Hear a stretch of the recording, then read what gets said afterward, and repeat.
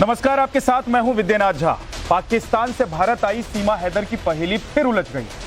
प्यार के नाम से हिंदुस्तान में घर बसाने वाली सीमा एक बार फिर से जांच एजेंसियों के रडार पर है और इस बार एटीएस के अलावा दूसरी जांच एजेंसियां भी सीमा से सवाल जवाब कर रही हैं। सीमा पिछले 2 दिन से गायब है। यूपी की जांच एजेंसी यानी कि एटीएस के अलावा और भी जांच एजेंसियां पूछताछ में जुटी हुई है। सीमा से लगातार सवाल जवाब किए जा रहे हैं, जिससे सीमा पर शक बढ़ता जा रहा है और कहा यह जा रहा है कि अभी तक सीमा ने जो बातें कही हैं उसमें कई पेच हैं। जांच एजेंसियों को किसी बड़ी साजिश की बू आ रही है, क्योंकि जवाब देने के दौरान सीमा के चेहरे पर कोई शिकन नहीं और वो बार बार अपना बयान बदल रही है। इनपुट मिल रहा है कि सीमा को लेकर नया प्लान बनाया जा रहा है। सीमा सचिन के घर के बाहर मीडिया की नो एंट्री का पोस्टर भी चस्पा कर दिया गया। दावा है कि पुलिस ने ही सीमा सचिन को किसी सेफ जगह पर रखा है और पूछताछ की जा रही है एजेंसियों के द्वारा।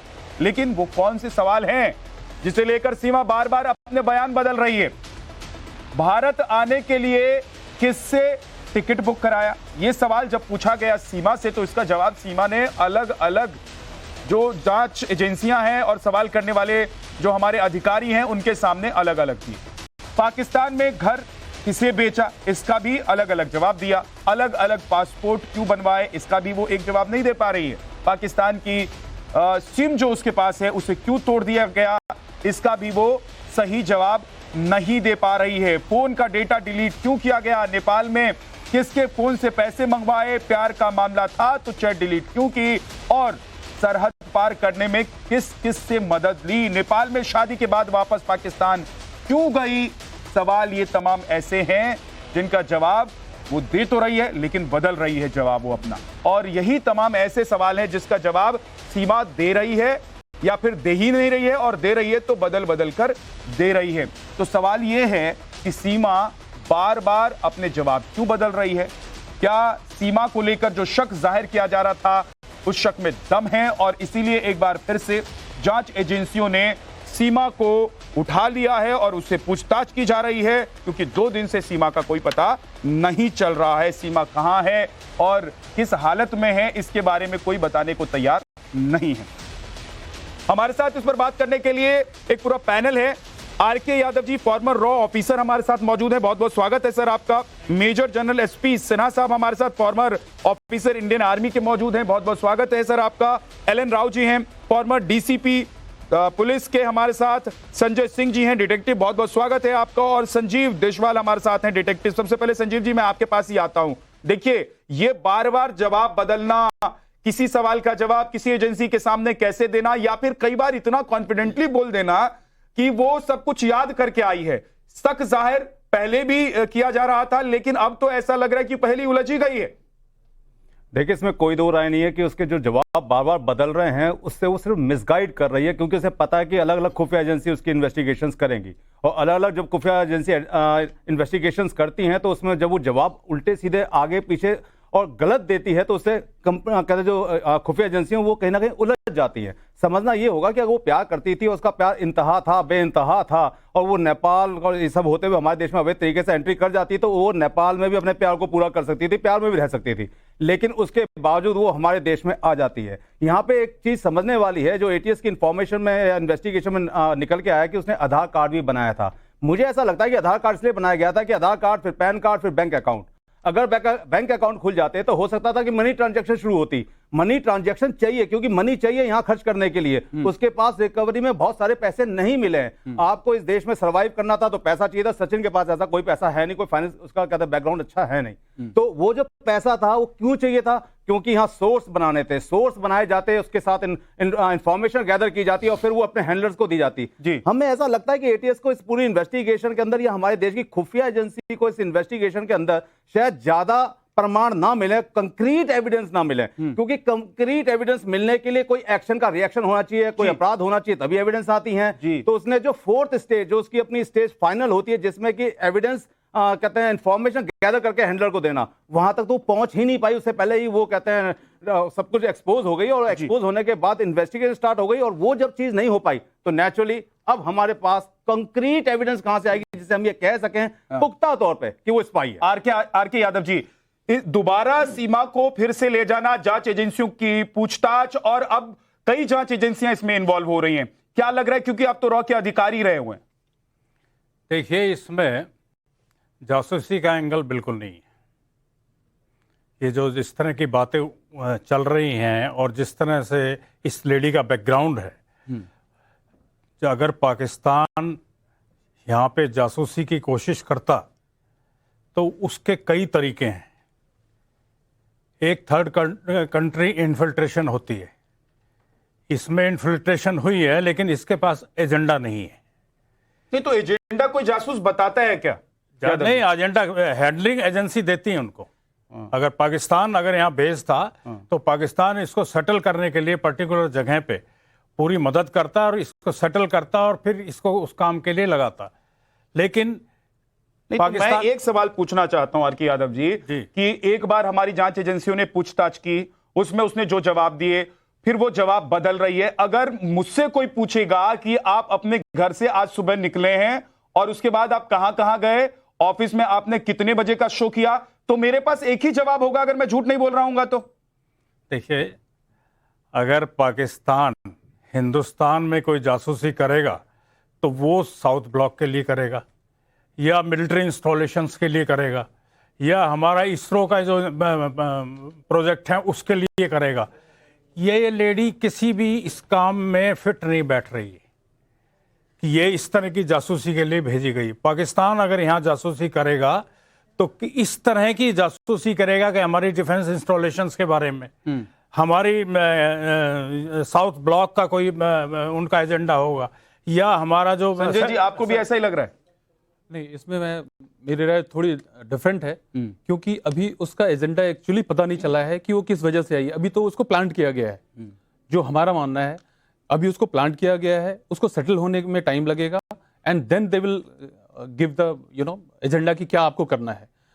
फर्स्ट फेज में ही वो आकर यहाँ पे नहीं चाहते हुए एक्सपोज हुई है, जिसमें जांच एजेंसियों के उसमें आई है और वो बार बार अपनी स्टेटमेंट को बदल रही है, और यहीं पे वो अपनी कहीं ना कहीं जासूस होने का वो दे रही है कि मैं कुछ हूं यहाँ पे, बिकॉज हमेशा उसका बदलता जा रहा है। आप सुनोगे तो कभी भी स्टेटमेंट एक जैसा नहीं है, कभी कुछ कह रही है, कभी कुछ कह रही है, और कोई जरूरी नहीं है कि वो एजेंडा पहले ही उनको दिया जाए, और लिंक भी नहीं मिले हैं। इसका वजह ये हो सकता है कि वो लिंक अभी मेन जो उनका एजेंडा है वो उनको नहीं दिया गया, इसलिए लिंक कहीं एस्टैब्लिश नहीं हो रहा है। अभी उसको सेटल करना था, सेटल होकर वो एक स्लीपर सेल के रूप में काम करती, बाद में इसको एजेंडा दिया जाता और शायद वो हमारे देश के लिए वो बहुत ही घातक हो सकती थी। एल एन राव साहब, आप लोग कई ऐसे मुजरिमों से, अपराधियों से पूछताछ जब करते थे, या फिर बाहर से आया हुआ, घुसपैठ करके आया हुआ इस तरीके से जो व्यक्ति आता था, क्योंकि घुसपैठिए तो हर तरफ हमारे देश में भरे हुए हैं, है ना, हर तरफ भरे हुए हैं, तो उन लोगों से जब पूछताछ होती थी तो क्या वो इसी तरीके से अपने बयान बदलते हैं, या जासूस को पहचानने या जासूस को पता करना कि जासूस है या नहीं, उसका कोई अलग से कोई तरीका होता है? सीमा पर वो तरीका आजमाया जा रहा है कि नहीं आजमाया जा रहा है? देखिए जहाँ साहब, ये जो इंटरोगेशन है एक साइंस है। मैं इस साइंस को इस तरह से बताता हूँ कि जो भी आदमी सस्पेक्ट होता है उसको अलग अलग तरीके से पूछताछ की जाती है। जैसे अभी आपने पूछा कि आप जब आए तो सारी चीज़ जो आपको सच है तो सच ही बताएंगे। सच बोलने का सबसे बड़ा फायदा यह है कि आपको याद नहीं रखना पड़ता किस आदमी के सामने आपने क्या कहा है, क्योंकि जिसके सामने जो बोला उसको सच्चा है तो सच बोलेगा। यहाँ पर जो बार बार झूठ बोलने की जो बात समझ रहे आ रहे हैं, तो ये कहीं ना कहीं झूठ तो बोल रही है, इसमें कोई डाउट नहीं है, लेकिन जहाँ तक पुलिस ऑफिसर्स या जो भी इंटरोगेट कर रहे हैं उनका इसको सच्चाई निकालने का तरीका वो यही तरीका होता है कि बार बार क्वेश्चनेयर करते हैं और क्वेश्चन करने के बाद में उनका जो आंसर होता है उसको वेरिफिकेशन की जाती है, उसको तो पता किया जाता है। जैसे पाकिस्तान के बारे में इससे बातचीत की तो हमारे रॉ एजेंसी के थ्रू, रॉ के थ्रू जो ऑफिसर्स हैं उनको भेजेंगे कि आप पता करिए कि ये जो बात है ये सच्ची है कि नहीं है। इसी प्रकार इंटरनली जो हमारे यहाँ के देश के बारे में बात इससे पूछी, उसका जवाब जो आया तो हमारे जो लोकल एजेंसीज हैं, लोकल पुलिस है, इंटेलिजेंस ब्यूरो है, उनके थ्रू पता कराएंगे कि ये जो बात इसने बताई है सच्ची है कि नहीं है। जब ये कॉन्ट्राडिक्शन आती है, जब कॉन्फ्रंटेशन होता है कि आपने तो झूठ बोला था, तब वो फिर अगले से झूठ बोले, क्योंकि उसको नहीं मालूम था ये बात कि वो शायद इसकी वेरिफिकेशन होगी। वो समझी पहले जो बोला तो जो यही बात मान लेंगे, लेकिन इंटरोगेशन करने वाले जो बेस्ट इंटरोगेटर्स हैं वो कभी भी उसकी किसी भी सस्पेक्ट की बात को सच नहीं मान के चलते, उसको वेरिफिकेशन कराते हैं, उनको कन्फ्रंट करते हैं, उसके बाद वो देखते हैं कि क्या इसमें सच्चाई है। और जब तक जब सच्चाई सामने नहीं आ जाती है तब तक वो इंटरोगेशन जारी रहती है। मैं समझता हूँ हमारे देश की जो इंटेलिजेंस एजेंसीज हैं, पुलिस ऑफिशियल्स हैं, जो इस काम में लगे हुए हैं, बहुत ही सक्षम है और वो सच्चाई निकाल कर रहेंगे। इस स्टेज पे आज की डेट में ये कहना मुश्किल है कि वो स्पाई है या नहीं है। इस बात को कभी अभी तक हम इसको कंक्रीटली कह नहीं सकते क्योंकि इन्वेस्टिगेशन अभी चल रही है, एसपी सिन्हा साहब, चल रही है। एक बार पूछताछ होती है, घंटों की पूछताछ होती है, उसके बाद उसको छोड़ दिया जाता है। मेरे जहन में, और मैं जब बाहर जाता हूं, शो करता हूं जब मैं अपना धरती पुत्र का, तो एक सवाल जो लोगों के जहन में है वो ये कि अगर इस सीमा के पीछे किसी साजिश का हाथ है या कोई साजिश करता है तो इसको उठा के अभी डाल देना चाहिए था जेल में। और उसके लिए सबसे बड़ी वजह, जो सबसे बड़ा कानून हमारे देश में है कि आप सीमा लांघ कर आए हैं गलत तरीके से, तो ऐसा हुआ नहीं। हालांकि जमानत पर सीमा है, लेकिन जिन धाराओं में उसे जमानत मिली है वो उस पर जमानत ले सकती थी। अगर इसको डालना ही होता जेल में तो उठा के डाल चुके होते। तो सीमा जासूस है या नहीं है ये तो एक सवाल है, लेकिन सीमा पर बार बार पूछताछ होना सीमा से या उसको उठाकर ले जाना, इसके पीछे क्या वजह है? देखिए, पहली बात तो ये है कि कहा जा रहा है कि जासूसी एंगल नहीं है। इसके बारे में मैं कहूँगा कि कोई भी जासूसी एजेंसी, मान लीजिए इस केस में आईएसआई, वो अपना कंप्लीट ऑपरेशनल प्लान अपने एजेंट को बताती नहीं है कि बीच में अरेस्ट हो गया तो सब डिस्क्लोज कर देगा, सब डिस्क्लोज कर कंप्रोमाइज हो जाएंगे। स्टेज वाइज, फेज वाइज उसको मिशन दिया जाता है, मिशन 1, मिशन 2, इस तरह से बढ़ो। तो पहली बात तो ये है। दूसरी बात, क्यों जासूसी एंगल? दूसरी बात इसलिए है कि वो ये लोअर रैंक्स के ऑफिसर, हवलदार, इन लोगों को क्यों टारगेट कर रही थी? तुम लव करने आए हो कि फौजियों से इश्क मंगाने आई हो? तो ये तो इसका मतलब है। और ये किसकी दृष्टिकोण हो सकती है आईएसआई छोड़ के? तीसरी बात, ये आधार कार्ड क्यों बनाई? ये आधार कार्ड नेपाल में इसलिए बुलाई कि जब वो गेट पे, मतलब चेक पॉइंट पे किसी को चेक करेगा कोई भी, तो बोले कि मैं तो सचिन की पत्नी हूं, ये रहा मेरा आधार कार्ड। हिंदुस्तान में आधार कार्ड बताओ, आइडेंटिटी प्रूफ, घुस जाओ, अंदर चले आओ। तो ये सब कुछ जो हुआ, एक चीज बताओ यार झा जी, कि जिस षड्यंत्र से ये अंदर आई है वो इतने सवाल पैदा करता है। मेरे पास 25 क्वेश्चंस हैं, 25 क्वेश्चंस हैं। ये क्वेश्चन अलग हैं, 10 क्वेश्चन जो पुलिस ने और लोगों ने पूछा उसके अलावा ये 25 क्वेश्चन मेरे अपने बनाए हुए हैं। तो ये प्रश्न तो इतने एग्जॉस्टिव हैं कि शक तो पैदा होगा ही। लड़की कहती है मैं 5th क्लास पास हूं, किस धड़ल्ले से अंग्रेजी बोलती है, किस धड़ल्ले से यूपी का डायलेक्ट बोलती है। मैं उत्तर प्रदेश में 1998 से आ रहा हूं, मैं तो यूपी डायलेक्ट आता नहीं, मैं बिहार का हूं, मैं अपना मैथिली आता है, हिंदी आता है, अंग्रेजी आता है, दैट्स ऑल। एनडीए मैंने पर्शियन पढ़ा था तो पर्शियन थोड़ा सा आता है, दैट्स ऑल। यूपी का डायलेक्ट तो नहीं आता। ये यूपी डायलेक्ट बोल रही है, अंग्रेजी बोल रही है, किस कॉन्फिडेंस के साथ कैमरा को फेस कर। मैं चाहता हूं जो सवाल आज आप तैयार करके लाए हैं या जो आपके पास हैं वो सवाल एक एक करके आप रखिए। और मैं कहूंगा कि हमारे साथ आरके यादव जी हैं जो रॉ के अधिकारी रहे हुए हैं, वो उस पर भी जरा चर्चा हो, बात हो कि सवाल आप कर रहे हैं और जवाब आप दीजिए, क्योंकि आप तो रॉ के अधिकारी रहे हैं। सिन्हा साहब प्लीज। जाजी 25 क्वेश्चन है मेरे जी। पहला, यूनिट 412 सिंध में कौन क्या है? यूनिट 412 से तुम्हारा क्या रिश्ता है? तुम सचिन के संपर्क में क्यों आई? तुमने ये गतिविधि को आईएसआई को बताया कि तुम सचिन के संपर्क में आ रही हो? सचिन पाकिस्तान में 2020 में क्यों गया? पाकिस्तान में वो किसके साथ ठहरा था? नाइट हॉल्ट कहां किया था? वहां तुम उस समय कहां थी? तुम 2 साल का बैंक स्टेटमेंट दो। तुम जो कह रहे हो कि 13 लाख में प्रॉपर्टी बेचे, उसका ओनरशिप प्रूफ दो। अब 1 मिनट रुक जाइएगा, इतने सारे सवाल आप कर देंगे तो यादव जी मुझे लगता है आरके यादव जी जवाब। हाँ, मैं ये चाहता हूं कि अगर इस तरह के सवाल बनते हैं सर, मैं ये चाहता हूं कि इस तरह के अगर सवाल बनते हैं तो हमारी अंजू भी गई हुई है पाकिस्तान, उससे भी इस तरह के सवाल क्यों नहीं करता है? क्यों सीमा से इस तरह के सवाल किए जा रहे हैं और क्यों इस पर इतना शक है? देखिए, वो वहां अपना ऐश कर रही है, आराम से मजे में है पाकिस्तान में, वहां पर सब डीजीवीजी सब ने बयान दे दिया है। नहीं, लेकिन अंजू के पास भी कुछ नहीं है यहाँ का कुछ बताने के लिए। लेकिन अंजू इलीगल तरीके से नहीं आई है, इलीगल नहीं आई है, लीगल तरीके से गई वही मैं कह रहा हूं कि इतने सारे सवाल हैं। साहब ने जो सवाल किए हैं वो सवाल सिन्हा जी क्यों के जो सीमा से सवाल बनते हैं, खाली 25 में से सिन्हा जी के आधे सवाल इस बात पे बेस करते हैं कि वो आईएसआई एजेंट है, क्योंकि जब उन्होंने कहा कि वो आईएसआई ये है, आप इसका उनके जितने क्वेश्चन हैं, क्रक्स ये निकलता हाँ, है ये क्रक्स निकलता कि है। उसको आईएसआई ने भेजा है। भेजा है, ये मान लिया जाए ये तब ये क्वेश्चन क्वेश्चन खड़े हो जाते हैं, लेकिन अदरवाइज क्वेश्चन खड़े नहीं होते। लेकिन अभी तक ये प्रूव नहीं हुआ है कि ये आईएसआई ने भेजा है इसको। देखिए कंक्रीट, देखिए कोई इन्वेस्टिगेशन, कोई भी इन्वेस्टिगेशन शुरू करने के लिए आपके पास एक शक होता है, आप शक तो कर सकते हैं, सर्कमस्टेंस एविडेंस ला सकते हैं। शक करने जितने मतलब सवाल सिन्हा साहब ने बताए हैं और जो शक है उसके पीछे वजह है, बिल्कुल ऐसा वजह है, नहीं है कि बिल्कुल कोई ठोस बिना वजह वजह है। शक कर रहा है। सिन्हा साहब 30 सेकंड जी दीजिए, सर, इसके पहले जी कि सर, भाई साहब प्लीज, उत्तर देना प्लीज। शुरू करें। एक सेकंड के लिए मान लिया जाए वो आईएसआई एजेंट नहीं है, मेरे प्रश्न तो इररिलेवेंट नहीं है। हैं क्या आर.के. यादव जी? मेरे प्रश्न अभी भी रेलेवेंट हैं, अभी भी रेलेवेंट हैं। 25 प्रश्न अभी तो 7 पे मैं आया हूं, मेरे तो और बचे हुए हैं। नहीं, पहले 10 सेगमेंट वाइज चलेंगे, वो सेगमेंट वाइज होने चलेंगे। के बाद तो ये जो सवाल सिन्हा साहब ने आर.के. यादव जी पूछे पहले हैं, जो 10 मेरा प्रश्न अभी भी रेलेवेंट है, एक सेकंड में आ रहा हूं, मेरा प्रश्न irrelevant है अभी भी क्या? रेलेवेंट है, आई मेंटेन दैट। जी बताइए। आईएसआई का जो एजेंडा अगर होगा तो आईएसआई का एजेंडा इस किस्म का नहीं होगा कि इस किस्म की जासूस भेजी जाए यहाँ। वो उनका एजेंडा ये होगा कि हमारा डिफेंस इंस्टॉलेशन में इन्फिल्ट्रेशन हो। तो करें कैसे वो। होगा? कोई मैं ये पूछ रहा हूँ कि उसके कोई लिए- होटल उसके- ताज में उसके उसको लिए- ठहराएंगे या उसके लिए आप क्या समझते हो कि डिफेंस इंस्टॉलेशन में ये मामूली औरत घुस जाएगी? It is very impossible.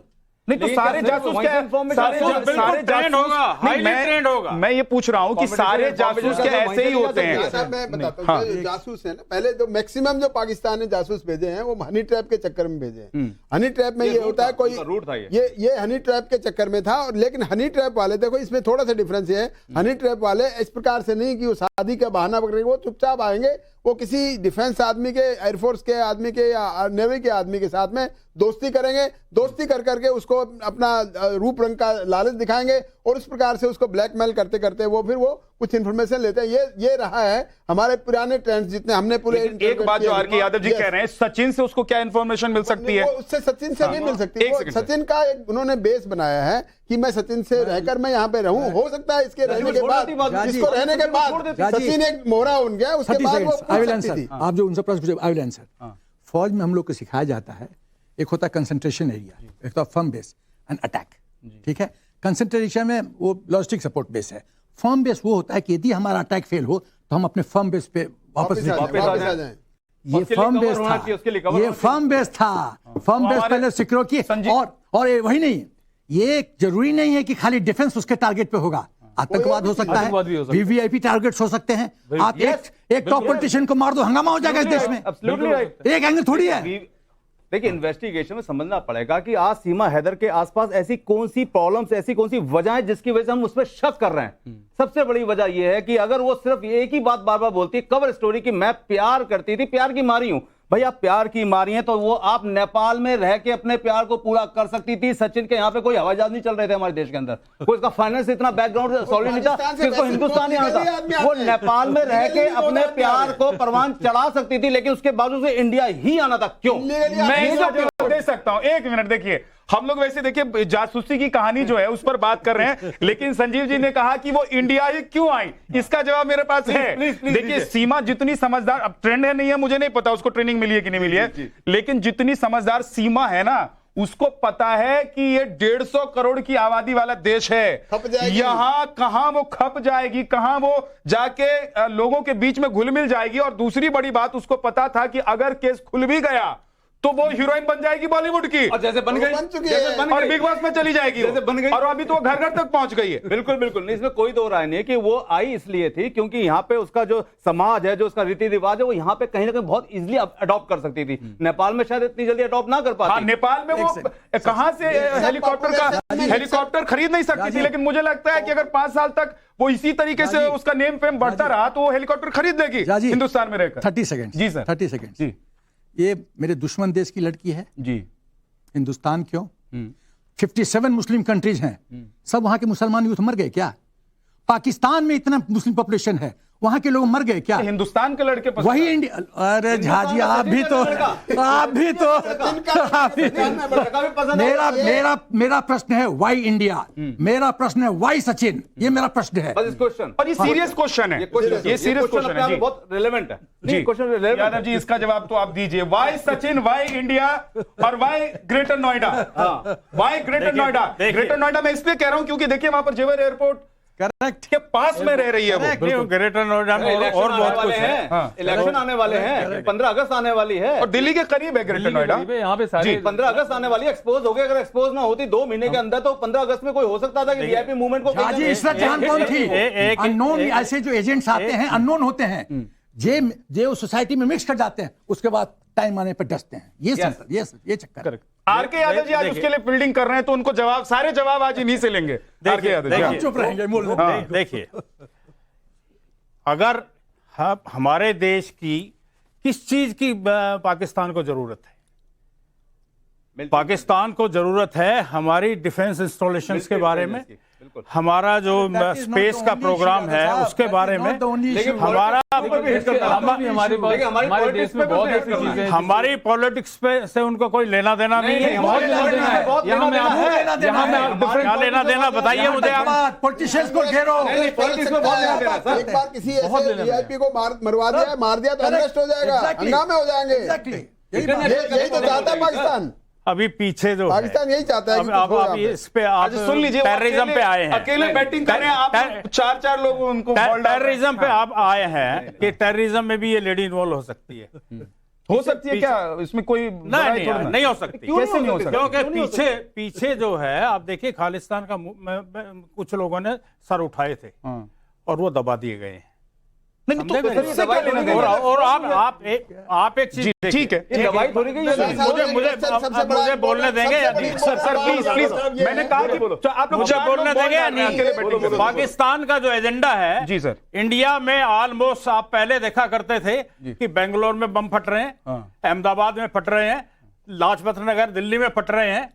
आप पिछले 5-7 साल से देखिए ये चीजें बिल्कुल बंद हो गई हैं। 9 साल से, जब से 2014 के बाद, ऐसा लोग कहते हैं। करेक्ट, ऐसा लोग कहते हैं। ये कहना ऐसा है। अगर मैं ये कहना चाह रहा था, मैंने जानबूझ कर नहीं कहा। अच्छा, क्यों नहीं कहा? कि लोग कहेंगे कि मोदी भक्त है। हाँ, ये फिर तो पॉलिटिक्स बहुत बड़ा टारगेट होगी। सुनिए, पॉलिटिक्स बहुत बड़ा टारगेट होगी। आप देखिए, पिछले जब से अजीत डोवाल बने हैं एनएस से, उससे पहले भी एनएस से थे, इस आदमी ने ऐसी पकड़ की है कि ये जो इंटरनल जो हमारे यहाँ पे ट्रबल हुआ करती थी, कि क्या जासूसी करेगी, ये क्या यहाँ पे टेररिज्म फैलाएगी, बिल्कुल जो बम हमारे यहाँ फटा करते थे रोज, आप देखते थे, हम भी डरा करते थे। ठीक है, देखिए सुनिए यार, उसको मैं पूरा कर दूं बात को। सिर्फ कश्मीर में को छोड़ के पूरे देश में ऑलमोस्ट शांति है। नॉर्थ ईस्ट का थोड़ा मसला दूसरा है। तो इस लेडी से ये एक्सपेक्ट मत करिए कि इंडिया में ये बहुत बड़ा भूचाल लेके आई है। ये कुछ भी नहीं है। इस पे हम जो है ऑलमोस्ट जो है इंटरोगेशन पूरा हो जाने दो, सब चीजें सामने आ जाएंगी। आप कुछ सवाल बता चुके हैं, 7-8 सवालों को खड़ा कर चुके हैं, कुछ और सवाल हैं आपके पास, 22-23 सवाल। अब अकेले ये बैटिंग करने वाले हैं, आप 4 लोग बॉलिंग कर रहे हैं। कुछ सवाल जल्दी से बता दीजिए, फिर बैटिंग करनी है सर। लाइटर साइड गलती आपकी है झाजी जी। आप ऐसा टीम क्यों सेलेक्ट किए जाए? यादव जी हम तो टीम अकेले हो गए, हम लोग 4 पावरफुल हो गए। मैंने टीम बनाई ही नहीं थी, तो बन गई अपने आप। ये तो टीम बन गई है। जी सर। अच्छा, 4 क्वेश्चन और मेरे 25 क्वेश्चन है, 7 मैंने कवर किया है, 4 मैं और कवर करता हूं। 8वां, तुम्हारे सफर का पैसा किसने दिया? तुम तो जिस फ्लैट में रहती थी, वो जो बहुत जगह मीडिया आप देखो, फटीचर टाइप फ्लैट था, फटीचर टाइप। 13 लाख कहां से आया? 6 लाख कहां से आया? एक औरत 4 बच्चों के साथ, हम लोग की पत्नी एजुकेटेड होती हैं, फिर भी बेचारी एक बच्चे के साथ ट्रेन में बत्ती बंद हो जाता है, हस्बैंड से लड़ पड़ती है, बच्चा को संभालो, मेरे से नहीं संभलती। 4 बच्चों के साथ सिंध से कराची, कराची से दुबई, दुबई से नेपाल, वहां से Himachal, back to India, Greater Noida. Possible है विदाउट सपोर्ट? कौन सा वो एजेंट था या कौन था जो उसके पीछे चल रहा था, सपोर्ट कर रहा था, डॉक्यूमेंटेशन कर रहा था, बच्चों को लुका, वो कौन था? इसका जवाब देना होगा। क्या चारों बेटे तुम्हारे ही हैं? ये बताओ। इसके लिए तो डीएनए कराना पड़ेगा। कराओ कराओ कराओ कराओ। ये सवाल तो मैंने पहले दिन उठा यदि- दिया था जब सीमा का मसला चला। यदि उम्र के हिसाब से लगता नहीं है। उम्र जो बता रही है 22 साल, तो 4 बच्चे होना, भाई, 22 और 27। कुछ लोग, अब मेरी उम्र आप बता नहीं पाएंगे, आप लोगों को लगता होगा कि मैं 26 साल का हूं, लेकिन मैं हूं नहीं। फिर एक अगला राजीव, नहीं, वो तो बता रही है जो उसकी बात। पबजी, आप पता नहीं क्या बोलते हैं हमको, पबजी पबजी हमको बोलने भी आपके दिया। जमाने में था ही नहीं सर, तो कैसे पता लगेगा? तुम गलत टाइम में पैदा लिया ना। जी, पबजी का पैसा कहां से आया उसके पास, सवाल ये पैदा होता है। पबजी का पैसा क्यों आया? तो इंटरनेट पे खेल। और उसके बाद जब सब कुछ ट्रांसपेरेंट था, कोई नियत एकदम साफ थी, तो ये क्या बोलते हैं वीओआईपी सिस्टम से क्यों और हॉटमेल पे कैसे क्यों बात करने की जरूरत पड़ी? जहां से बात किया नेपाल में, उसको क्यों डिस्ट्रॉय कर दिया आपने? ठीक है सर, बहुत सारे ऐसे सवाल हैं संजीव जी, क्योंकि आप तो जासूसी के ही धंधे में है ना, आप प्राइवेट डिटेक्टिव हैं, तो आप जासूसी के धंधे में हैं। इस तरह की चीजें जब सामने आती है तो आप लोग सीधे तय कर लेते हैं कि सामने वाला जो है वो जासूस है या वो किसी के पीछे लगा हुआ है, उसकी इंटेंशन क्या है, या उसके अलावा आप लोगों को बहुत सारे और तफ्तीश करनी पड़ती है, तब जाकर क्लियर होता है? देखिए, ऐसा है कि जासूसी के मामलों में सबसे पहले यह देखना पड़ता है जो सब्जेक्ट है उसके ऊपर हमें शक क्यों हो रहा है। हमारे पास ऐसे कौन से एविडेंस हैं जिसे हम सर्कमस्टेंस एविडेंस बोलते हैं, कॉन्क्रीट एविडेंस नहीं। कॉन्क्रीट एविडेंस ढूंढना जासूस का काम है, और सर्कमस्टेंस एविडेंस लेके हमारे पास क्लाइंट आता है जो बताता है कि मेरे साथ ये प्रॉब्लम है, मुझे शक हो रहा है। उस शक को मिटाना एक प्राइवेट डिटेक्टिव का काम है जो हम अपनी इन्वेस्टिगेशन के द्वारा करते हैं। इस इन्वेस्टिगेशन में यह समझना पड़ेगा कि उसके पास एक ही स्टोरी कि मैं पबजी और मैं बच्चे और मेरा प्यार और मैं सब कुछ, ये सारी बात समझ में आ रही है। ये सर्कमस्टेंस है, एविडेंस एटीएस को ढूंढने हैं। एटीएस एविडेंस क्यों नहीं ढूंढ पा रही है? जैसा कि सबने कहा कि कोई भी अगर कहते हैं स्पाई भेजा जाता है तो उसको टाइम टू टाइम कहते हैं बताया जाता है कि क्या काम करना है। पहला काम, आप देश के अंदर एंटर कर गए। तो मैं संजीव जी, ये सब बातें ठीक है, लेकिन मैं कह रहा हूं कि अभी पहला, अगर मान लीजिए फर्स्ट स्टेप में ही थी सीमा, तो उसको अभी क्या करना था और क्या आपको समझ में आ रहा है? देखिए, अभी उसको यह करना था कि उसने हिंदुस्तान के अंदर एंट्री करनी थी, कर ली उसको। उसके बाद अपने वहां पे जहां वो रह रही थी वहां पे अपना विश्वास पैदा करना था, वो भी कर लिया। अब उसके बाद पैसे की ट्रांजैक्शन, मनी ट्रांजैक्शन करने के लिए उसको रास्ते बनाने थे, जिसके लिए उसने आधार कार्ड ले लिया। सबसे बड़ी बात यह है कि आपको कहीं भी मूव करना है, कुछ भी करना है, आपको पैसा तो चाहिए। सचिन के पास पैसा था नहीं। ऐसे में समझना यह पड़ेगा कि जब वो पकड़ी जाती है उसके पास एक भी ऐसा एविडेंस नहीं है जो ये कह सके कि मैं गुलाम हैदर से शादी तोड़ के आई हूं। वो पकड़ी जाती है उसके पास एक भी ऐसा एविडेंस नहीं जो ये कह सके कि मैंने नेपाल में, ये रहे मेरे पेपर्स, ये रहे मेरा आधिकारिक पेपर जिसके अकॉर्डिंग मैंने शादी कर ली है। सिर्फ स्टोरियां, कहानियां, इन कहानियों के व्यापी शब्द संजय जी, पैदा हो रहा है। मैं एक सवाल मेरे जहन में जो आया है संजय जी, ये भी तो बात हो सकती है, उसको लग रहा था कि 150 करोड़ की आबादी में एक सीमा कहां खो जाएगी, किसी को पता ही नहीं चलेगा। तो इतने सारे सबूत, इतने सारे कागजात, या जो वो कर रही थी उसके पीछे की बातें, लॉजिक क्यों रखे वो अपने साथ? इस पे मेरी दूसरी राय है जी। बिल्कुल आप सही कह रहे हो कि वो ये समझ कर आई थी कि वो 150 करोड़ की आबादी में यहाँ पे घुल मिल जाएगी और पता नहीं चलेगा। गलती यहाँ पे हुई है जिसकी वजह से वो अंडर कवर जो थी वो ब्लो अप हुआ है। जब वो शादी के लिए गई, वहाँ पे उसके डॉक्यूमेंट्स मिले, तो जो कंप्लेन हुई पुलिस में, वहाँ पे उसका कवर ब्लो हुआ है।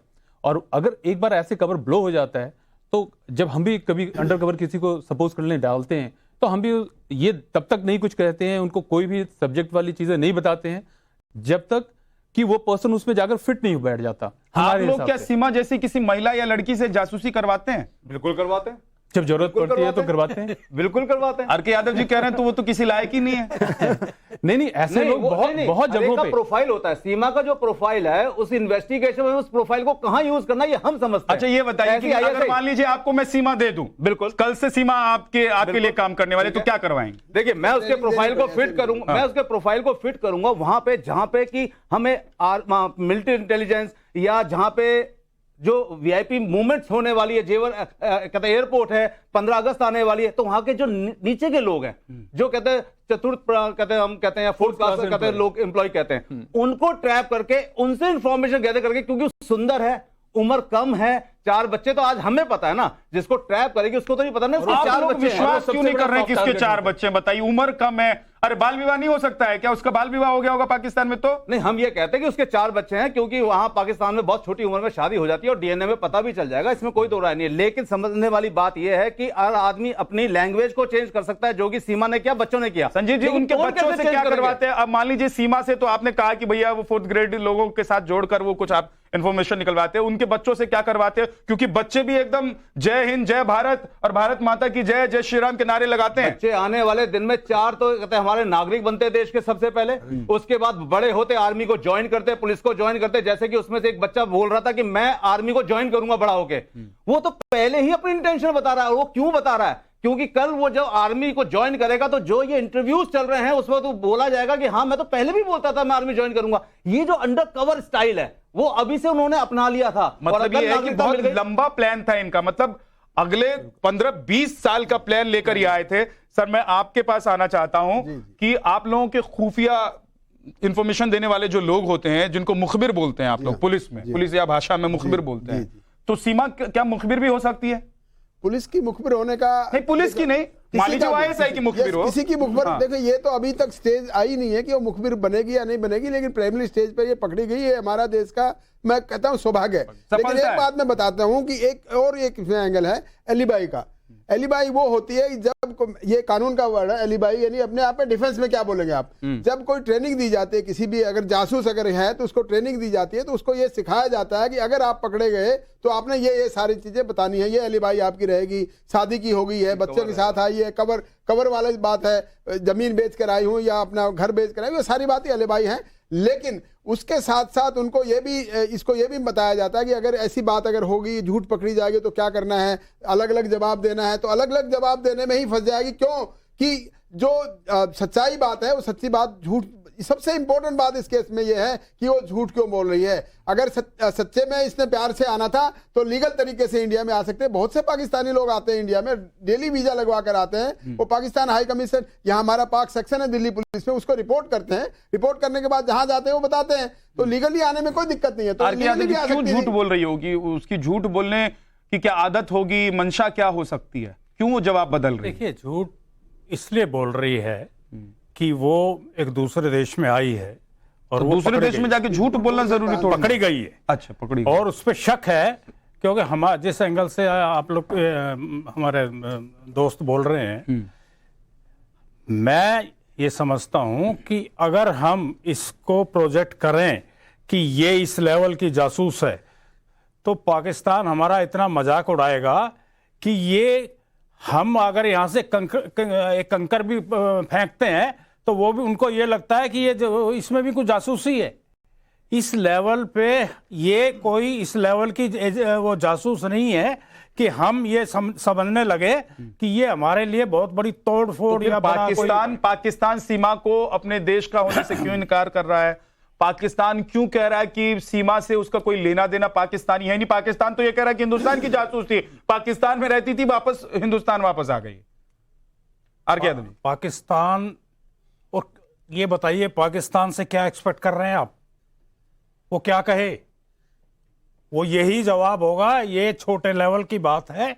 उसमें ये बात समझिए कि उनकी बड़ी कोई ISI इन्वॉल्व है इसमें, या कोई ये छोटी मोटा जो है इसका आजकल जो लव जिहाद कह लो, ये इस तरह का चल रहा है, ये वही मसला है। मैं बता दूं आपको पाकिस्तान की इंटेंशन क्या है। देखिए ना, आप पाकिस्तान का तो कोई भी भेजेगा ऐसा नहीं होता। आप ड्रोन भेज के वो ड्रग्स यहाँ पे हमें ड्रॉप कराते हैं, वेपन ड्रॉप कराते हैं, तो पाकिस्तान की इंटेंशन तो हमेशा खराब रही है कि भारत को हमें नहीं, disturb मैं कब कह रहा हूँ ठीक नहीं, रही है? नहीं, मैं कहता हूँ ऐसे नहीं।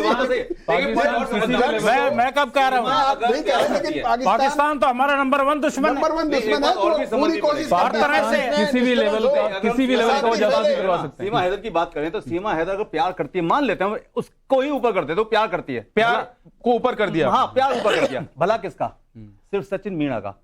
लेकिन अगर वो खुदा ना सचिन खास्ता- मीणा का भी क्या भला होगा? एक मिनट, इस प्यार में मुझे सर, एक समझ में- मिनट। लेकिन चार अगर वो बच्चे गलत लेकर निकली, आई है, लेकिन अगर वो उन गलत 4 निकली, बच्चों को पालने की जिम्मेदारी सचिन मीणा लेकिन को। अगर वो गलत हैं? निकली, बहुत बड़ा रेस्पॉन्सिबिलिटी हो जाए। लेकिन अगर वो गलत निकली तो तो देश का नुकसान हो जाएगा। अगर गलत निकली तो देश का नुकसान हो जाएगा। और ऐसे में जब देश की सुरक्षा की बात होगी तो आप दिमाग से सोचेंगे कि दिल से सोचेंगे? मुझे तो नहीं लगता कि दिल से सोचना चाहिए, दिमाग से सोचना चाहिए। जब जीरो टॉलरेंस, हमारी जीरो टॉलरेंस नीतियां हैं, हमारा मोदी भारत, देश भारत, ये तो सब सोचने के बाद हम जीरो टॉलरेंस होते हुए उसको भेजते हैं। इसके अलावा अगर इंटरोगेशन चलती रही तो 25 नहीं 100 सवाल ये तो चलती रहेंगी। बहुत एजेंसी है हमारे पास। देखिए कई दफा सिन्हा साहब एक बार ये एक छक्का और लगा लेते हैं, उसके बाद आप बॉल डाल दीजिए। कई दफा छोटे आदमी से भी बड़ा काम कराया जाता है। बिल्कुल। अब धीरे धीरे आपका विचार बदल रहा है सब। नहीं, मैं एग्जांपल दे रहा हूं इन भाइयों को के लिए, एग्जांपल दे रहा हूं क्योंकि छोटी मोटी डेटे जासूसी करते ही नहीं है, बड़े जासूस नहीं, ये बड़े जासूस है, मुझे पता है। जी सर, जी सर। ऐसा है, ऐसा ना बोल। जब कहूटा में पाकिस्तान ने एटॉमिक प्लांट लगाया वहां, तो उसको कैसे ढूंढा जाए, उसके लिए हमारे यहां से एक छोटे लेवल पे जासूसी हुई थी। और एक वहां का जो साइंटिस्ट वहां पे बाल कटवा रहा था, वो बाल वहां से उठाए गए थे और उन बालों को टेस्ट किया गया था, तो उसमें यूरेनियम लगा हुआ मिला था। तो तब जो एक छोटा शक था वो बड़ा में कन्वर्ट हुआ। फिर कहूटा पे हमने पूरी इन्वेस्टिगेशन की, लेकिन जो छोटा काम जो किया था वो छोटे लेवल से कराया था। तो उसकी प्रोफाइल वहीं फिट होती थी ना, उसकी प्रोफाइल वहीं फिट होती थी। ये ब्लॉक मारते हैं। मान लो 4 आदमी को एक काम देना पर, तो एक आदमी को उतना दिया, उससे आगे दूसरे को नहीं पता लगेगा उसको क्या काम दिया है। दूसरे जो काम मिलेगा वो तीसरे को नहीं पता चलेगा कि इसको क्या काम दिया था।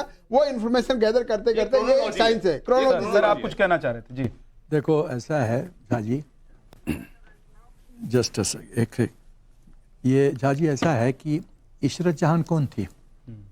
Wasn't she known figure? Yes yes बिल्कुल। ये जान के एक गुमनाम व्यक्ति एजेंट को आगे करते हैं। तू जाके सोसाइटी में मिक्स कर जा, पहले फॉर्म बेस सिक्योर कर, सबसे मिलजुल ले, wait for the next orders. ये फेज 1 में सफल हो जाती ना, नेक्स्ट हुकुम आता, अब तुमको ये करना है, पहली बात। दूसरी बात में और इसको सब भाभी भाभी बोलने लग गए हैं, सब इमोशंस जुड़ गए हैं। हम लोग हिंदुस्तान में अगर आप इसके विरोध में एक शब्द नहीं बोल सकते। झाजी इस देश का दुर्भाग्य है। हम लोग यहाँ से नहीं सोचते, यहाँ से सोचते हैं। प्रॉब्लम यहाँ है, भावनात्मक। प्रेम का विजय हुआ, प्रेम का विजय हुआ। मैं वहां एक टीवी चैनल के चक्कर में वहां गया था, रसूलपुर गांव। मैं वहां क्या आया हूँ, मैंने पूछा ये कितना कमाता है? बोला सर ये तो किसी दुकान में बैठता है 8,000 10,000 कमाता है। एक चीज बताओ झाजी, शादी करने से पहले हम परिवार देखते हैं, नारी सुंदर है कि नहीं देखते हैं, कितना प्रॉपर्टी है वो देखते हैं, हेरिटेज देखते हैं, सब देखते हैं।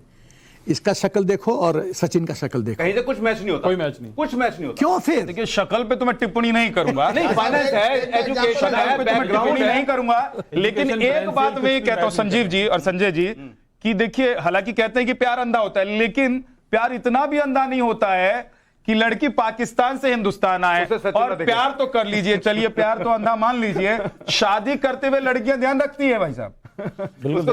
देखिए प्यार शादी करते हुए लड़कियां ध्यान रखती है कि नहीं रखती? बहुत ज्यादा है, बहुत ज्यादा। अब वो लोग, वो जो अपने भाई साहब, क्या नाम है आपका? संजीव देशवाल। संजीव जी, संजीव भाई की उससे ज्यादा जासूसी करती हैं। बिल्कुल। दारू पीता कि नहीं, सिगरेट पीता, सब जासूसी करती हैं शादी करने से पहले। आई कुछ नहीं की, अपने 4 बच्चों को लेकर आ रही है वो। कितना माल बैंक में आता है ना, प्रॉपर्टी कितनी है, और कौन से शहर के किस इलाके में फ्लैट और कोठी है कि नहीं? आज की तारीख में कोई महिला अगर शादी करना चाहती, सबसे पहले वो एक इंक्वायरी करवाती कि बैकग्राउंड क्या क्या, फाइनेंस कैसा है इसका, क्योंकि फाइनेंस की वजह से उसको सर्वाइव करना है। 8,000 वाले फाइनेंस, इससे अच्छा तो उसका आदमी कमाता था, हैदर कमाता था भाई, 70,000 में भेजता था उसको, 80,000 80,000 में भेजता था, 80,000 और वो 8,000, और वो भी क्या, अब सचिन के बारे में क्या बोलना। मैं एक एग्जांपल देता हूं टेररिस्ट पकड़ने का। कानपुर में हमने कुछ पकड़े टेररिस्ट जो कि वो एलिबाई बना के रह रहे थे स्टूडेंट का। उन्होंने अपने स्टूडेंट के आई कार्ड बना रखे थे और वहां पे बम ब्लास्ट करते पकड़े गए।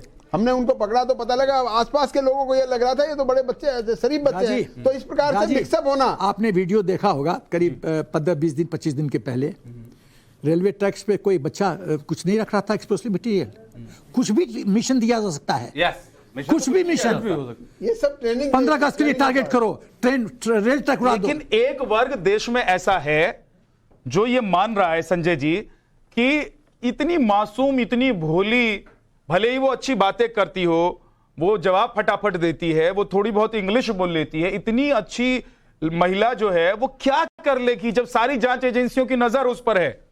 अरे ये हम दिल से सोच रहे हैं, ये वो वर्ग है जो दिल से सोचते हैं, जो अपना दिमाग नहीं लगाते। एक सेकंड झाजी, इंदिरा गांधी तो टोटल प्रोटेक्शन में थी, 24/7 कर दिया ना बेन सिंह ने कांड किसका लेकिन उसमें तो ये था ना कि हमको अपनों ने मारा, गैरों में कहा दम था। अरे तो क्या गारंटी हमारी कश्ती तो वहां डूबी जहां पानी कहा था। ये भी तो अपने ने मारा। ये कोई कंपैरिजन नहीं है। अब इससे दूर में जाओ, आप पार्लियामेंट अटैक देख लो, आप पार्लियामेंट अटैक देख लो। सचिन ने बनाया ना उसके पेपर, और तो किसी ने नहीं बनाया ना। सचिन ने उसके पेपर बनाया, सचिन ने उसको एक तरीके से पूरी की पूरी मदद करी लाने में, अपनों ने ही तो मारा यहाँ पे, वरना वो अकेले कैसे आती है। एक तरफ आप लोग कहते हैं कि सचिन ऐसा है कि उसको वो सीमा जैसी मिल नहीं सकती कोई, वो एड़ा है। तो सीमा अगर सचिन को मिल गई तो पागल हो गया होगा। दिन रात उसको आंखों के सामने सीमा दिखती होगी। तो एक पेपर क्या 1000 पेपर बनवा देगा वो। वही तो प्रॉब्लम है, वही तो बात है, वही तो प्रॉब्लम है, वही प्रॉब्लम वही है। लेकिन अंधा हो चुका है। इसमें कहां पता चलता है कि वो जासूस लेकर आया है? इसमें पता कहां चल रहा है कि वो अरे भाई, जासूस जितना सीमा लेकर आया है? सचिन जैसे आदमी तो उसके लिए काम करते, और कोई समझदार होता, पढ़ा लिखा इंसान होता तो उसके लिए ऐसे काम करता ही क्यों? वो सचिन जैसे ही काम करेंगे उसके लिए। जी सर, क्या गारंटी कि मैं 30 सेकंड और लूंगा, क्या गारंटी है कि जब सचिन 2020 में पाकिस्तान गया था, नाइट हॉल्ट कहां किया, कौन था साथ में, क्या वीडियो रिकॉर्डिंग हुआ? क्या गारंटी है कि नहीं हुआ वीडियो रिकॉर्डिंग? और क्या गारंटी है कोई इंटेलिजेंस एजेंसी ब्लैकमेल नहीं करेगी? अरे सब 50 तरीका है ब्लैकमेल करने का। ये जो बातें हो रही हैं, इसमें कहीं हमें ये प्रूफ मिला कि इस सचिन है चाहे ये सीमा है, इनका एजेंडा क्या था यहाँ पे? जांच का सुनिए, जांच का विषय है ये। जांच चल रही है। जांच में भी इतना टाइम नहीं होता, 1-2 घंटे में पता चल जाता है। हमारा देखिए नेपाल में पहले भी हमारे साथ इंसिडेंट हुए हैं। अब ये कुछ इंसिडेंट बता रहे हैं जरा यादव जी। हमारे साथ नेपाल में इंसिडेंट हुए, हम वहां से उठा के ले आए आदमी को जिस पर शक होता था। बेबी मूवी की तरह उठा के ले आए। बिल्कुल उठा के लाए थे। लाते हैं, हमने और सुनो, नहीं कहूंगा और थोड़ा सा आपका माहौल को थोड़ा लाइट कर दूं, पहले हम गलत को उठा लाए थे, फिर जब मारा पीटा लाइट कर रहे हैं कि आप बारी कर रहे हैं? पहले गलत नहीं, ये सच्चाई बता रहा हूं। फिर उसको मारा पीटा, उसने गाजी बोलेगा देखो ये तो गलत को उसका नाम एक था, नाम वही था, उसको उठा लाए, फिर उसको छोड़ गए, फिर दूसरा असली को उठा के लाए। सेम आइडेंटिफिकेशन में हुआ है। तो ये नेपाल में हमारा हर तरह की पकड़ है। ये अगर ये नेपाल से इन्फिल्ट्रेशन ये हुई है तो बॉर्डर पे देखो ना कहां से की है। देखिए एक बात मैं और कहना ये पोखरा में रुकी है जाके, वो ओपन टाइप बॉर्डर है। मैं पहले भी कह चुका हूं कि मेरा गांव, मेरा घर से 2 किलोमीटर दूर है बिठा मोड़ से, सोशल मीडिया और वो एक तरह से ओपन बॉर्डर है, वहां पर कोई ज्यादा चेकिंग होती नहीं है। हाँ, अरे वो हमारे यहाँ कहते हैं कि रोटी और बेटी का रिश्ता है, वहां पे रोटी और बेटी का रिश्ता है। हमारे यहाँ से गेहूं वहां जाता है और आटा जाता है, और वहां से बेटियां भी आकर हमारे देश में आती है। पूरी तराई का जी सर, जी सर। जो हम लोग को फौज में सिखाया गया, hope for the best, cater for the worst. यदि 1% भी डाउट है, डाउट की गुंजाइश है, वी शुड एड्रेस 1%। 99% हम ढोल नहीं बजाएं, क्योंकि वो 1% कन्वर्ट हो गया ना तो लफड़ा है। वही तो देश की सुरक्षा है। 1% अगर कन्वर्ट हो गया तो इसमें मैं कहता हूं इस देश में दंगा कराया जा सकता है। कैसे कराया जा सकता है भाई? सीमा यहां आकर हिंदू बन गई है, वहां देखिए हिंदुओं के साथ क्या हो रहा है। बिल्कुल, वहां पाकिस्तान में आपने देखा कि हिंदुओं के साथ क्या हो रहा है। यहां सीमा हिंदू बन गई है, उसके बाद हिंदू मुसलमान को लड़ाना आसान हो गया है। क्या ये सब आसान नहीं है? तो साजिश तो कहीं भी किसी भी तरीके से हो सकती है। उसके कई स्वरूप हो सकते हैं, कई स्वरूप हो सकते हैं। क्या है वो डिटेल पता लगती है। अगर ये सारी चीज होने के बाद अगर ये मान लेती है हाँ मैं प्लानिंग का हिस्सा हूं, तो डेफिनेटली सारी चीज बताएंगे। लेकिन सोशल मीडिया के ट्रेंड को समझना पड़ेगा। सोशल मीडिया पे जो ये कहते हैं ट्रैप चलता है ना, इसमें सबसे प्रॉब्लम वाली बात क्या है? सोशल मीडिया में जब सामने वाला ट्रैप कर रहा है तो वो जो आपको दिखा रहा है सिर्फ आपको वही दिख रहा है, आपको उसके अलावा कुछ नहीं दिख सकता जो सोशल मीडिया पे ट्रैप करने वाला दिखा रहा है। जब अंजू को दिखाया नसरुल्लाह ने, तो जो अंजू को अच्छा लगा नसरुल्लाह ने वो दिखाया। आपने कभी किसी को ऐसे ट्रैप किया है? क्योंकि आप भी जासूस हैं। देखिए मैं ऑनलाइन कहते हैं ये सब बातें नहीं कर सकता क्योंकि ये तो मेरे प्रोफेशन के अगेंस्ट हो जाएगा। सर मैं कह रहा हूं नाम मत बताइए, लेकिन ट्रैप किया है ऐसा किसी को कि नहीं? देखिए इन्वेस्टिगेशन में कहते हैं, इन्वेस्टिगेशन में बहुत सारे ऐसे पॉइंट्स होते हैं जो ऐसे डिस्कस नहीं किए जाते। फंस जाओगे, मत बोलो। ठीक है, सिंपल सी बात। ये खुलकर बोल रहे हैं। बट होता है, किया जाता है। जाल फेंक रहे मत फंसो। प्राइवेट इन्वेस्टिगेशन नहीं बताई जा सकती। मैं कह रहा हूं कि नाम मत बताइए। जहाँ साहब, मान लीजिए आपने कभी सिन्हा जी के लिए किया होगा, मान लीजिए अगर जासूसी, नाम नहीं तो मत बताते, बताइए कि सिन्हा जी नाम के लिए। नहीं बताते, हम स्ट्रेटेजी नहीं बताते हैं। बता दूं, अभी जो ये लेटेस्ट अभी बताया गया कि 2-3 दिन से उसको खुफिया जगह ले जाकर इंटरोगेशन की जा रही है, इसका मतलब there is something very big. कुछ मिला है, कुछ अदरवाइज खुफिया जगह ले जाकर इंटरोगेशन करना बड़ा। जी 10 सेकंड और फेज 1 में इंक्वायरी किसने किया? पुलिस ने। यदि पूरा क्लीन छोड़ था, मैटर क्लोज तो नहीं हुआ। एटीएस घुसी उसके बाद। इसका मतलब है चीजें एस्केलेट हो रही है, एस्केलेट होती जा रही है। ऑनियन के छिलके उतर रहे हैं धीरे धीरे, ऑनियन के छिलके धीरे धीरे उतर रहे हैं।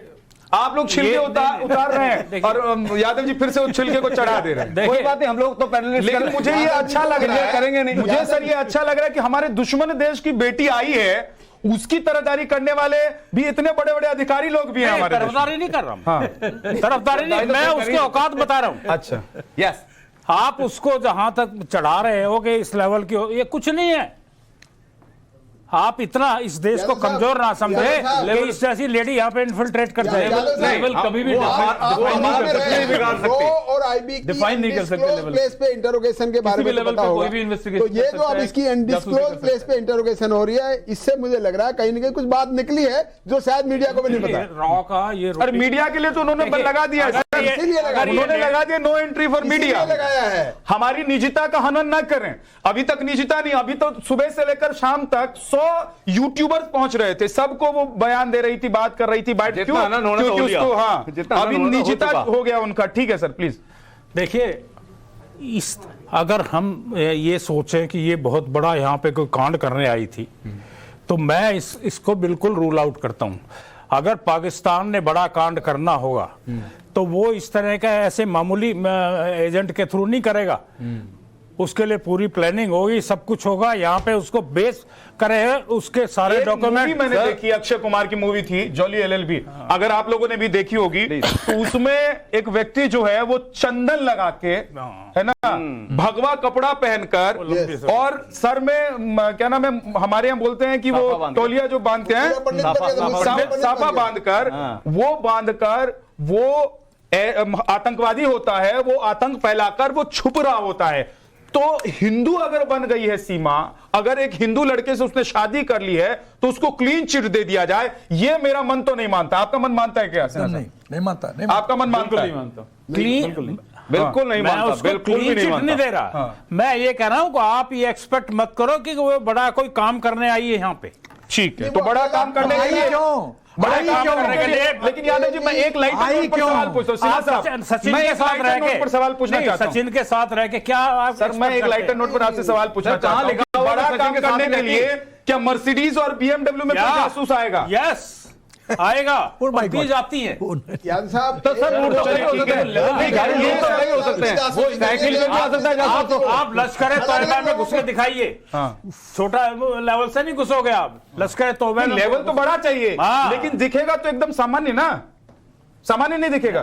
सामान्य का मतलब ये आप ये सीमा के लेवल पे जासूस होते होंगे, एक सीमा जैसी जासूस भी होती होगी, और एक बड़ा बीएमडब्ल्यू और मर्सिडीज में घूमने वाला जासूस भी होता होगा। ठीक है, सामान दिखने वाला जासूस ज्यादा खतरनाक होता है, ज्यादा इन्फॉर्मेशन कलेक्ट कर सकता है। इसीलिए हमारे भाई साहब जो है संजीव जी, ये सामान्य नहीं दिखाई देते हैं। ये देखकर ही पता लग जाता है कि जासूस हैं। कैसे जासूसी आप कर लेते हैं इस वेशभूषा में, ये क्योंकि कोई भी देख के पहचान जाएगा कि जासूस हैं, कर लेते हैं, नहीं बदल लेते हैं। इसमें भी एक बहुत हाइडन है। अच्छा, वो क्या है नहीं बताएंगे? नहीं, मतलब नहीं, वो तो बताएंगे ना, बता दीजिए क्योंकि अब खत्म करना है। असल में ये सिर्फ इंटरव्यू का भेष है। हाँ, इन्वेस्टिगेशन के हो सकता है ट्रैक सूट में ठीक है, इसीलिए सीमा का अभी का जो वेश है हो सकता है अलग हो, और इससे पहले का उसका जो वेश है वो अभी किसी को दिखाई नहीं दे रहा। बहुत बहुत शुक्रिया आप सभी मेहमानों का हमारे साथ जुड़ने के लिए। इस कार्यक्रम में इतना ही, लेकिन देश और दुनिया की खबरों के लिए आप बने रहिए हमारे साथ, देखते रहिए टाइम्स नाउ भारत।